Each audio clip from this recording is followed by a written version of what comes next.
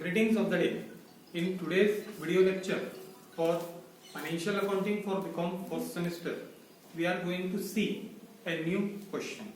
In the earlier segment, we have seen a general revenue account of an general insurance company. In this particular lecture, the question says that the credentials of Simran Insurance Company has been provided to us. The insurance company deals in fire insurance, of which we have been provided the credentials. There are various rates which have been given. We have been provided with the what are the claims paid, at the same time claims intimated but not accepted, claims accepted but not paid, outstanding claims, outstanding premium on 1st of April, then premium received, reinsurance premium paid, reinsurance premium received, commission on reinsurance business, commission received, as well as other incomes and expenditures are been provided into the question. Along with that, there is another income of the company from interest and dividend, in which we can see that in the question it has been said that the net proceedings from the interest and dividend is of rupees 18,000, whereas there was an income tax which has been deducted for rupees 9,000. These are all the things which are been given in the question. You can view the question by clicking in the description box where the link of the question has been provided to you. Now, after that we can now here solve the question. First of all, we have to prepare the fire revenue account. Remember one thing, we are in this question been provided with a proper business of an insurance company, that is fire insurance business. That is why we have to prepare fire revenue account. So we have to first of all write the heading, that would be Simran Insurance Company fire revenue account for the period ended on 31st of March 2005, for which the details have been provided in the question. So what we have to first of all take, we have to take claims into the account. The account pro forma is quite simple. Particulars amount. One side would be debit, second side would be credit. This is how we are going to form the solution. First of all, take the first thing, that is the claims paid, which has been given in the question of rupees 4,80,000, take into the inner part of the amount, plus claims intimated but not accepted. It means that these are those claims which have been intimated by the customer, but yet we have not accepted it, but we have to take into count on 31st of March 2005 as by adding them as claims intimated but not accepted of rupees 10,000. Another addition is for the claims accepted but not paid. We have accepted the claims, but due to some procedural part, they are yet to be paid. It might be that it is under the sanctioning process, or it is under the review process for the documents which are being provided by the customers to the company. That is why the amount on 31st of March it amounted to rupees 60,000, which should be added into claims paid. It means that 4,80,000 has been paid by the company. 10,000 are yet to be paid because they are intimated by the customers but not we have accepted it. Then 60,000 which have been accepted by us but yet we have not paid, minus claims outstanding on 1st of April 2004. These are the claims which were outstanding, or we can say that opening balances. We have said that they are needed to be deducted by the insurance company, hence it has been deducted. Therefore 4,80,000 plus 10,000 4,90,000 plus 60,000 5,50,000 minus 40,000 5,10,000. These are the amount of claims which are to be paid by the company in the for the period ended on 31st of March 2005. Then is what amount of commission we have paid. It is amounted to rupees 1 lakh. Again, it is an expenditure for the company, so we have debited it. Then commission on reinsurance accepted. It means that we have paid the commission to the agent for the reinsurance by other companies. It amounted to rupees 5,000, 5,000. Then another expenditure which has been provided into the question is expenses of management amounted to rupees 2,05,000, 2,05,000. Then is to bonus in reduction of premium. This is the new term which we need to understand here. Many a times it happens that if suppose a customer has availed a insurance and on which we have provided them a discount for say there was a premium of rupees 10,000 and we have given the discount of rupees for example 1,000. It means that we have provided 10% discount, but it means that there would be a reduction in the income. Original premium would be of rupees 10,000. Bonus given, which can be termed as discount of rupees 1,000. It means that net premium is of rupees 9,000. 9,000 is our net premium.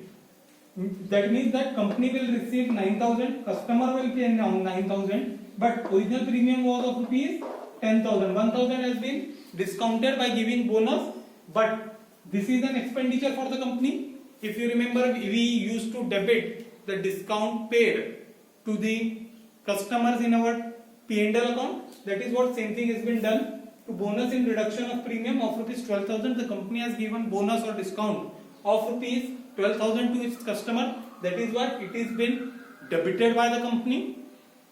And second effect is here in premium segment. We will discuss when we go for premium. So this is for the debit side. Profit is to be calculated at the end of the solution, whereas closing balances would be calculated after solving the credit side. Now moving to the credit side, first thing is the opening balances of reserve for unexpired risk, which has been given into the question of rupees 5 lakh. And another thing which has been provided in opening balances is additional reserve for unexpired risk, which amounted to rupees 20,000. Then third most important thing which we have to take is the premium received by the company. So overall premium received by the company is of rupees 16 lakh, which has been actually received by the company, plus reinsurance premium received. For the purpose of reinsurance, what premium has been received by company? 60,000, which is to be added, minus insurance company also pay for reinsurance premium which is been given to other companies. It amounted to rupees 1,20,000 minus outstanding premium on 1st of April has been given into the question for current year opening balance, which is again been taken as reduction, that is 30,000. Then another thing which comes again is the bonus in reduction of premium.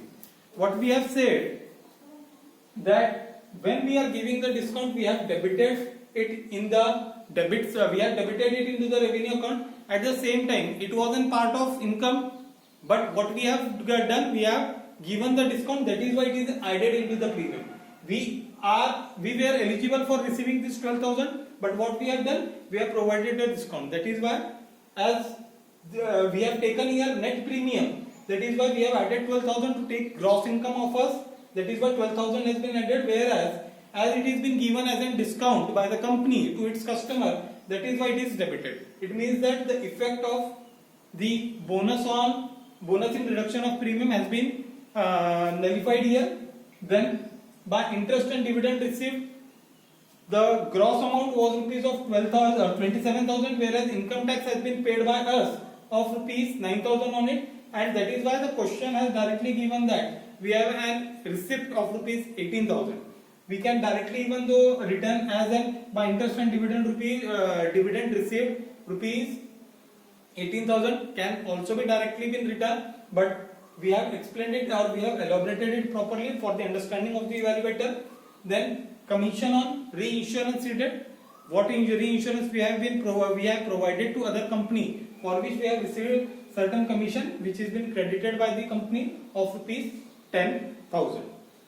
Along with this, we have to go for first of all now reserve for unexpired risk, as the company deals in the fire insurance. Hence, reserve for unexpired risk would be 50% of net premium. Whatever our net premium would be, for that in fire insurance we have to maintain the reserve for 50%. Therefore, write down working note for calculation of reserve for unexpired risk. 50% of net premium, reserve for unexpired risk is equals to 50% of premium, 50% into 15 lakh 22,000, 15 lakh 22,000. We have to take 50%, that is 7 lakh 61,000. If suppose if the company was in marine business, then there would be 100% of premium. But apart from marine, in every other insurance business it is 50%. Now we have to take second, that is additional reserve. Additional reserve. With respect to additional reserve, the separate information has been given into the question. It is 1% of premium plus opening. Specific information has been given into the question with regard to additional reserve, that is 1% of premium plus opening balance. For we have to consider opening balance here for the additional reserve. Remember one thing, for additional reserve separate information is to be provided into the question for creation of reserve. What information has been provided into the question, we have to put that information as it is. We don't have to take that only 1% of premium. No, the question says that opening balance also should be added. Therefore, we have to add it. Therefore, 1% into 15 lakh 22,000 plus opening balance was of rupees 20,000. So 15 lakh 22,000, 1% is equals to 15,220 plus 22,000, that is 35,220. 35,220 rupees is the additional reserve. Remember, refer to the adjustment which is being provided into the question for the purpose of creating a creation of additional reserve. What the adjustment has said, 1% of premium plus opening balances. That is why we have taken 1% of premium, 15,220 plus 20,000 as an opening balance which has been given into the question, and total 35,220 has been taken as an additional reserve. Now what we have to do, we have to make the total. Therefore, the total of the, first of all we make the total of the credit side. It amounted to rupees 20,70,000. 20,70,070 balance the ledger. Now what we have to do, we have to deduct all these amount from 20,70,000. Therefore 20,70,000 minus 5,10,000 minus 1 lakh minus 5,000 minus 2,05,000 minus 12,000 minus 7,61,000, lastly 35,220. What amount we have received after deducting all these amounts? It is rupees 4,41,780. 4,41,780. Remember, this is the balancing figure which is to be transferred to P&L account. We should mark it, therefore it can be easily understood by the evaluator that P&L account, which is the third last but second head, should be considered as an balancing figure into the revenue account of general insurance company. So there were two important things which we have seen into this question. First one was bonus in reduction of premium. We can term it for our understanding as a discount which has been given by the company in the premium. As it was an expenditure for the company, it has been debited.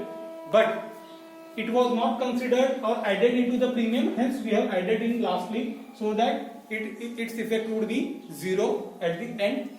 Second thing which was with respect to the additional reserve, we have to add opening balance also, that what we have done in this video lecture. In the next lecture we will see the further part. Until then, stay tuned.